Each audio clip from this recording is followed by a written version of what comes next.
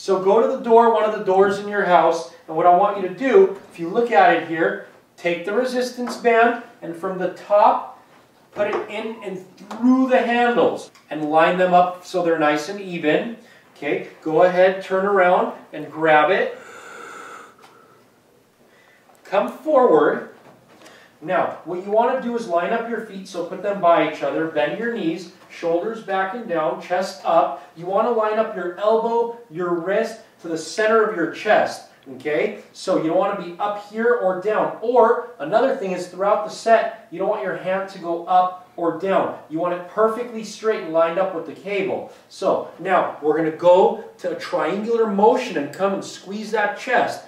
Breathe in on the way down. You want to come down as far as where your elbow meets your shoulder. Then blow out on the way out and squeeze that chest, keeping your chest up, neck nice and straight. She's looking straight. Abs are nice and tight. She's not swaying back and forth. Her wrist isn't moving back and forth. It's nice and solid. We're looking good. Working that chest nice and effectively in the home. We're doing a chest press in the home. This is great.